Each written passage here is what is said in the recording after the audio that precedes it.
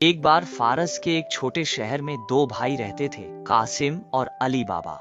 कासिम ने अमीर व्यापारी की बेटी से शादी की और समृद्ध था, जबकि अली बाबा ने गरीब लड़की से शादी की और लकड़ी काट कर मुश्किल से गुजारा करता था। एक दिन अली बाबा जंगल में लकड़ी काट रहा था जब उसने दूर से धूल उड़ते देखा। घुड़सवार डाकुओं का एक समूह उधर आ रहा था। अली बाबा डर गया और जल्दी से एक बड़े पेड़ पर चढ़कर छिप गया। डाकू एक बड़े पेड़ के पास रुके और सरदार ने जोर से कहा, तिल खुल जा। तुरंत चट्टान पर एक पत्थर का दरवाजा दिखा जो धीरे धीरे खुल गया। डाकुओं ने लूट का माल गुफा में रखा। फिर सरदार ने कहा, तिल बंद हो जा। पत्थर का दरवाजा बंद हो गया। डाकुओं के जाने के बाद अली बाबा पेड़ से उतरा और दरवाजे के पास जाकर कहा, तिल खुल जा। दरवाजा खुल गया और उसने देखा कि गुफा सोने चांदी और कीमती गहनों से भरी थी।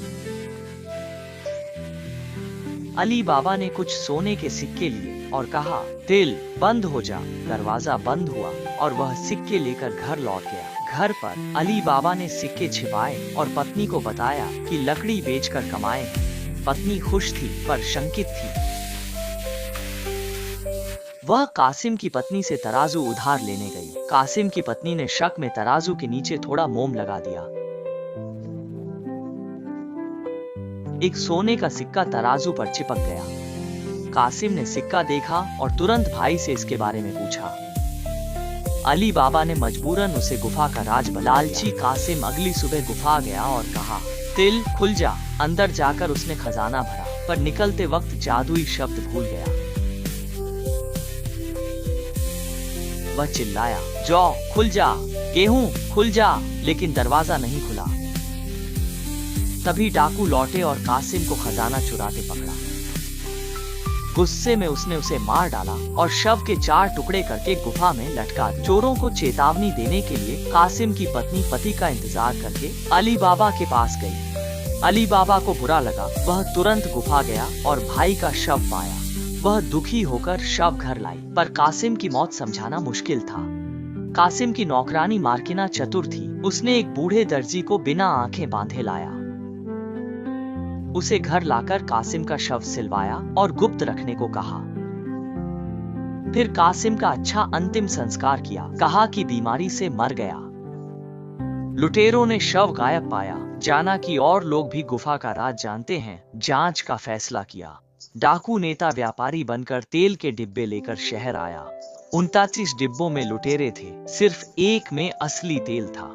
नेता ने अली बाबा का घर ढूंढा, रुकने का नाटक किया, डिब्बे आंगन में रखने को कहा। मार्किना ने डिब्बों से सांस की आवाज सुनी, समझ गई और गर्म तेल डालकर लुटेरों को मार डाला।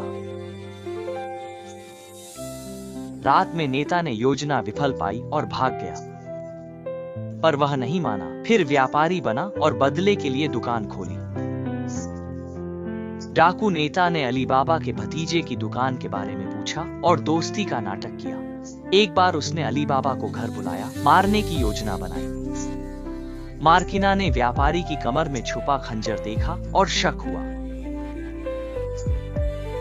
दावत में उसने नाचने का नाटक किया और अचानक खंजर से डाकू नेता को मार डाला। अली बाबा सच जानकर चौंका और कृतज्ञ हुआ। मार्किना को आजाद कर भतीजे से शादी करवाई।